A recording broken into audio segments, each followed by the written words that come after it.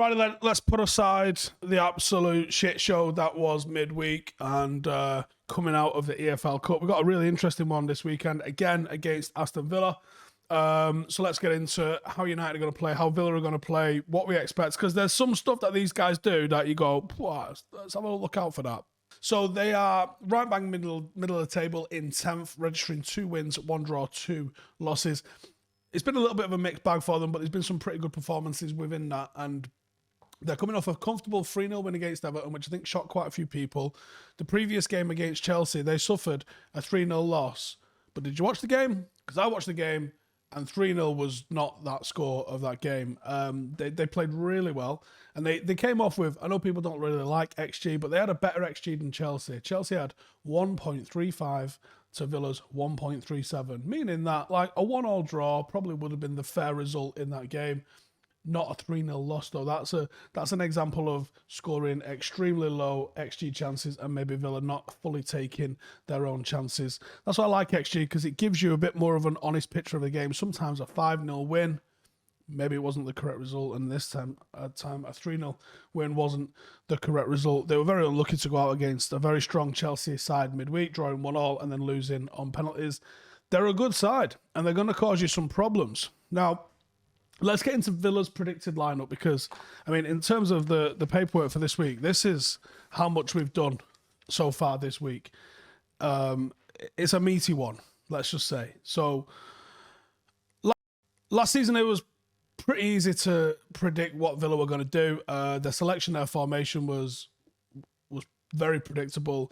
It's not so this team, and that's because they've mixed things up every single match, and Smith's even introduced a back three when he come up against Chelsea, possibly to try and replicate what they do, but it was pretty successful, and they performed quite well despite that 3-0 defeat. They've also operated in a 4-2-3-1 last season, winning 9 games, which was 45% of their victories, playing that way. And the system gives that front four a little bit of a freedom to roam, cause some issues for the opposition. And this season, it's become increasingly difficult for Smith to really identify a consistent starter in the number 10 role. Obviously, losing Jack Grealish for 100 million, making it work without Jack Grealish is going to be difficult. And he was much more effective on the wide left, and now without him, it looks like Buendia as a conventional number 10 gives him option, but he hasn't really settled into the sort of formation or the sort of play style that you would want to hope from them. Now, also with the arrival of Tuanzebe, the formation that Dean Smith opted for has been the 3 at the back, or the 5-3-2, and it seems to be the most likely go-to formation for Villa as they've deployed that formation the last couple of games. And I think the fact that Axel can't play is going to be a big thing in this, and I think it's going to make it extremely difficult to predict what Smith's going to opt for. The wing-backs are going to have an extremely high starting position when they're playing out and when they're attacking, and it does make them quite susceptible to playing on the counter. Are they going to low block it against United? Maybe, but it has seen them play like that. Now, I actually think no to Tuanzebe means that they'll probably go with a 4-2-3-1, sit McGinn and Lewis in front of a back 4, and try and play us in a more conventional way rather than going with a back 3 against us.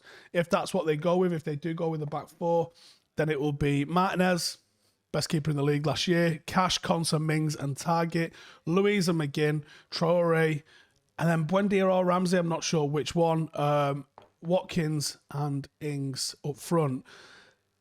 He started Jacob Ramsey in 4 games so far this season, and he's been impressive, so it really wouldn't surprise me if he opted for him in a bit more of a 4-5-1 sort of lineup rather than going with Buendia, who's not really hit the ground running too much just yet.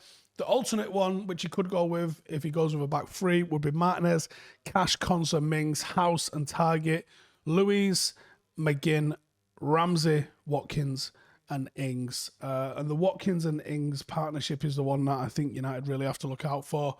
With Axel unavailable, they could just keep the same formation, swap in House. If they wanted to keep the formation, that's worked for them the past few weeks.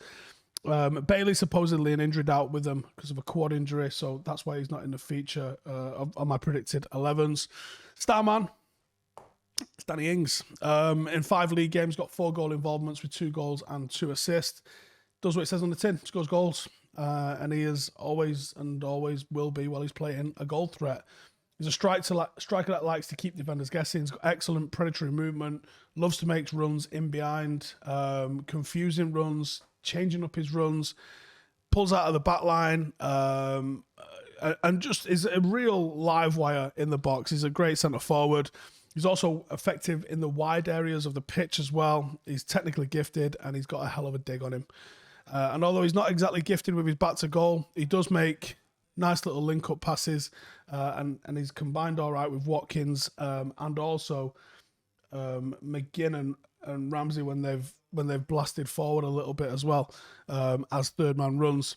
In terms of the data, Villa have averaged around 51% possession so far, and for a side that last year prided themselves on being counter-attack and a dangerous one, that's a big improvement. And their pass completion hasn't been, though. That's around about 76.8%.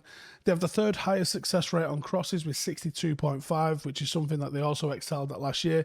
They're a team that's got good dribblers, and they get them up the pitch. Wingers are very tricky and dynamic in Bailey and Traore. The tendency to dribble to progress the ball up the pitch is why Villa have drawn the most fouls this season. Wasn't just a Jack Grealish thing. They like running with the ball. It's something that they like to do, and they like conceding those fouls because they're very, very good from set pieces. They're also danger in the last stages of the game because they have depth in the forward areas that can come off the bench, and they've made a big impact doing that so far this season. No team has made more substitutions than Villa this season. How's that for a stat? They also really stretch teams in terms of possession. They do that through rotating the ball through midfield and hitting the big switches. With 92 of those, only United and Wolves have had more switches of play than Villa this season. So they like to work it into an area and then like to try and open up the space with a big switch.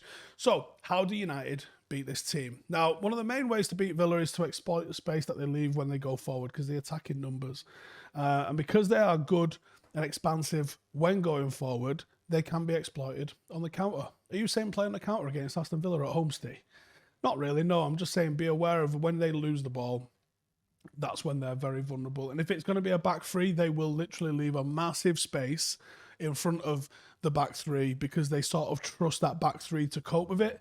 Now, I trust it more with Axel in there than I would with House, which is why I think that they'll go with the 4 and they'll sit the 2 just in front of the 4 and they'll probably defend in a 4, which is a little bit more solid than just defending in a 3. There was a number of instances where Everton created big opportunities and hit them on the counter and they gave the ball away. And Chelsea had the same sort of thing as they eventually beat them 3-0. They're not a side that low blocks. They're a mid-level league team when it comes to the pressures in the attacking third. But against United, because they've been so lethal on the counter-attack in the last few years, I think they'll sit off a little bit deeper. And that's another reason why I think it'll be the 4 rather than the 3 that they've been playing of lately. Also, when you think, if they play 2 centre-halves, launching the ball into the box, especially with the aerial threat of Ronaldo, I know this makes no sense. You're just going to have to trust me on this. When a team plays a back 3, I think you leave more gaps in between the 3 than you do when it's a 2. And I know that makes very little sense because surely the coverage is better with a 3. You can go in a little bit tighter. I just don't find that tends to be the case. I think that people leave you a little bit more room when it's a 3. When it's a 2, I think they go a little bit tighter. Now, knowing the aerial threat that Ronaldo poses, I don't think that they leave him any space. And I think that Konsa and Mings launching the ball into the box, that's a challenge. They're going to compete with Ronaldo in the air, and there's not many that will do that. So this is, again, why I chose the team that I'm going with for Villa, is because I think that they're going to try and nullify Ronaldo a little bit.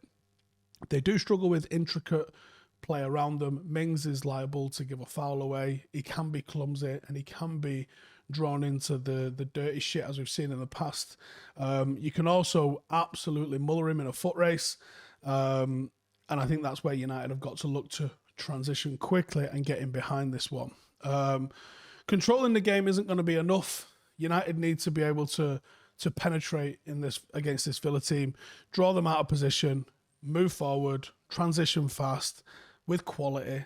Villa aren't shy when they go forward. They're not just going to attack you with one man.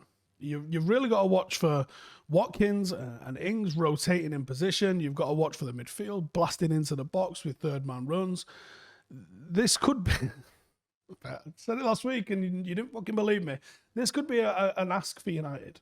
I think United have got more than enough quality to get this one done. And I expect at home, we do get the job done. We go with Luke Shaw and Sancho on the left-hand side, for reasons as we've just said. We want to make sure Matty Cash is worrying about us and not the other way around. We go with Wan-Bissaka and Greenwood on the right-hand side. And I do go with a midfield of Fred, Pogba and Bruno in a 3, or even as a 2 and a 1 if you prefer, with Cristiano Ronaldo up front. This can do it. Either of the formations that Villa are going to employ, you can afford to put Pogba in the middle here. Especially because he's someone that you can let Fred get the ball to, and then you can stick one in for one of your runners, either Greenwood or Sancho, because runners is what United have lacked so far this season. And that's what I want to see change. Give me runners and I'll get you 3 points. How's that sound? Righty, that'll do. Give us your score predictions. Let us know what you thought of that as a preview, and I'll see you guys in the next one. Laters. Hey, thank you for watching the video. If you are new around these parts, then don't forget to subscribe. My channel is proudly supported by my community on Patreon. If you'd like to get a little bit of extra content, a Discord group, meetups, five-a-side games, weekly podcasts, behind the scenes, and even an occasional bit of transfer news as and when I get it, then for the price of a pint, you can show your appreciation for the content that we make and get some goodies for doing so as well. Check the link in the description or click the button right here. You'll also find all of my socials here too if you want to follow me on any of those platforms. Nice one.